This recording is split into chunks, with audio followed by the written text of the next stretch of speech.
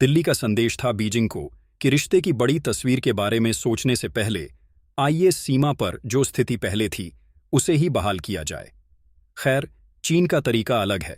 उसके लिए सीमा विस्तार और वहां सर्वांगीण सामान्यीकरण आपस में जुड़ा हुआ विषय है।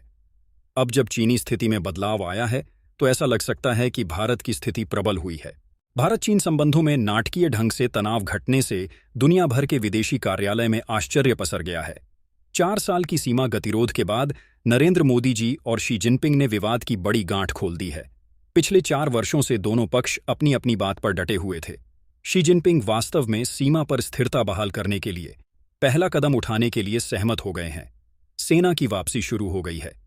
चीन अब व्यापक शांति और साझा स्थिति चाहता है। कजान में मोदी जी और शी जिनपिंग की बैठक के बाद दोनों पक्षों के बयानों से संबंध मजबूत बनाने की प्रक्रिया अब शुरू हो गई है। कई लोग इस बात से चकित हैं कि चीन ने देपसोंग और डेमचौक के सबसे विवादास्पद मोर्चों पर अपने फायदे पर जोर नहीं दिया।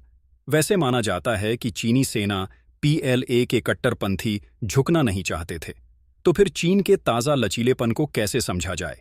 इसमें एक पहलू यह है कि बीजिंग को अमेरिका पर बढ़त हासिल करने का मौका मिला है, जो न केवल भारत चीन संबंधों को अस्थिर करने के लिए बहुत कुछ कर रहा है, बल्कि लगभग एक साथ कई प्रमुख गैर पश्चिमी शक्तियों के साथ संबंधों को भी खराब कर रहा है।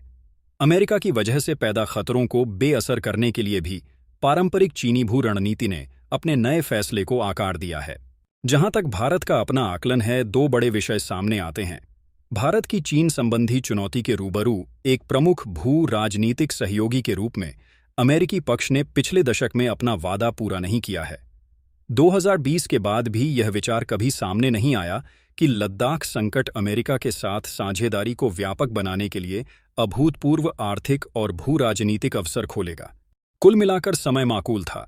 भारत और चीन दोनों ने पाया कि अगर चंद द्विपक्षीय समस्याओं के बावजूद संबंधों में स्थिरता बहाल कर लें तो नई विश्व व्यवस्था में दोनों ही देश के हाथ मजबूत होंगे। चीन के साथ संबंधों में नई भारतीय सोच को आकार देने वाला एक अन्य कारक अमेरिकी घरेलू राजनीति में पहली अराजकता है। ऐसा लगता है दिल्ली में एक मंथन चल रहा है कि अमेरिकी राजनीतिक व्यवस्था की उस स्तर तक स्थिर होने की संभावना नहीं है जो भारत के प्रति पुरानी अनुकूल अमेरिकी नीति को फिर जीवंत कर दें। चाहे डोनाल्ड ट्रंप हो या कमला हैरिस लेन देन की नीति पर चलते हुए ही आगे बढ़ेंगे। द्विपक्षीय संबंधों से परे देखें तो ब्रिक्स के माध्यम से भी भारत और चीन अब वैश्विक वित्तीय या व्यापार ढांचे में अपने हितों को ज्यादा अभिव्यक्ति प्रदान कर सकते हैं। वैश्वीकरण के नए अग्रदूतों के रूप में भारत और चीन दोनों का वैश्वीकरण को एक समावेशी दिशा में ले जाना आज ज्यादा मुफीद है। अगर आज वैश्वीकरण का लाभ सबको मिले तो लुप्त हो रहे नौ उदारवादी युग को लौटाया जा सकता है। विश्व में नई सार्वजनिक पूंजी या सुविधा का निर्माण हो सकता है। विकासशील अर्थव्यवस्थाओं की भागीदारी और मूल्य संवर्धन को बढ़ाया जा सकता है।